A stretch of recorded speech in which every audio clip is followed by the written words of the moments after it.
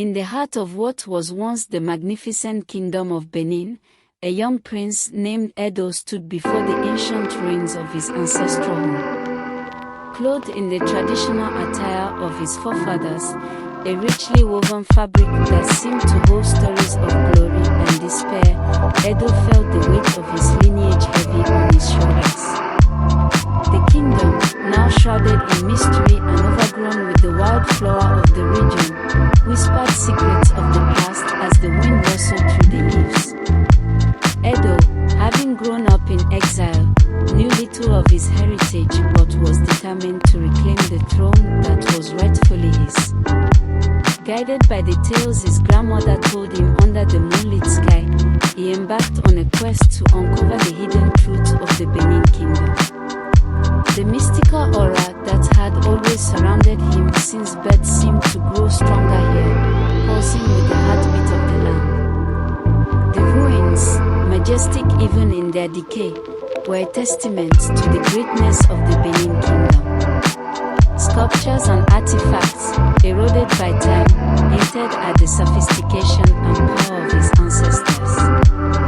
As Edo navigated through the remnants of the great walls and palaces, he stumbled upon an ancient artifact, half buried under the earth. It was the legendary Mask of Olokun, said to possess the power to unite and protect the kingdom.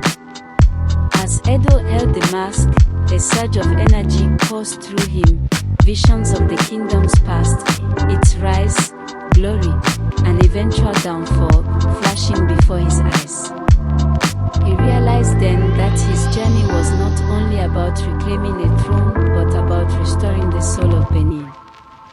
The prince, now a vessel of his ancestors' hopes, knew that the path ahead was fraught with challenges. But with the Mask of Olokun by his side, he felt ready to face whatever lay ahead. The gathering shadows. As word of Edo's return spread, the kingdom stirred from its long slumber. Allies and foes alike began to emerge from the shadows, each with their own vision for the future of Benin. Among them was Zuma, a powerful sorcerer whose loyalty to the kingdom's last ruler had turned into a bitter quest for power. Zuma had long believed that he was destined to lead Benin into a new era, one where magic ruled supreme over the will of the people.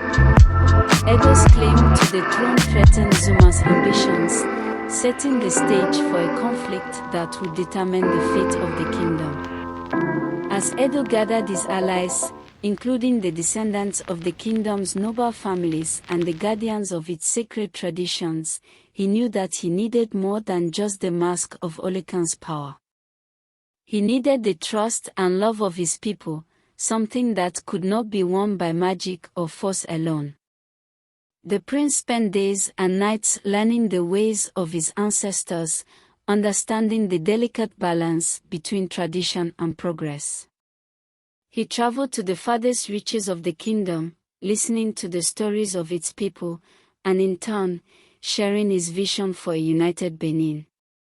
With each passing day, the prince's resolve grew stronger, as did the bond between him and his future subjects. Meanwhile, Zuma, sensing the growing threat that Edo posed, summoned his own followers. Dark clouds began to gather over the kingdom as the sorcerer prepared to unleash a spell that would enslave the will of the people, making him the uncontested ruler of Benin. The stage was set for a showdown between the forces of darkness and the last beacon of hope for the kingdom. As Edo prepared for the inevitable confrontation, he realized that the true strength of Benin lay not in its riches or military might, but in the indomitable spirit of its people. The battle for the kingdom was not just about reclaiming a crown, it was about awakening the heart of Benin, a heart that had never truly been lost. The prince stood on the eve of the confrontation, the Mask of Olokun in his hands, ready to face the gathering shadows. The fate of the kingdom hung in the balance, a testament to the enduring struggle between light and darkness. The battle of spirits. The dawn of the decisive day broke with an uneasy silence over the kingdom of Benin. Edo, standing at the forefront of his assembled forces, could feel the anticipation in the air. The sky, painted with hues of orange and red, seemed to hold its breath for the impending clash. Zuma's forces appeared on the horizon, a dark mirror to the hopeful light surrounding Edo and his allies.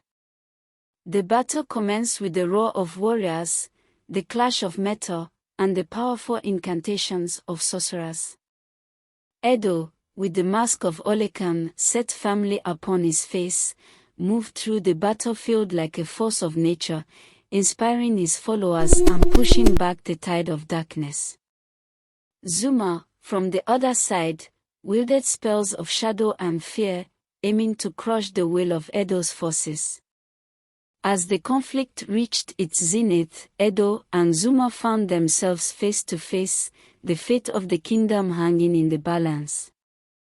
With a shout that echoed through the hearts of all present, Edo challenged Zuma to a duel of spirits, a battle not of physical might but of the soul's purity and the justness of their cause.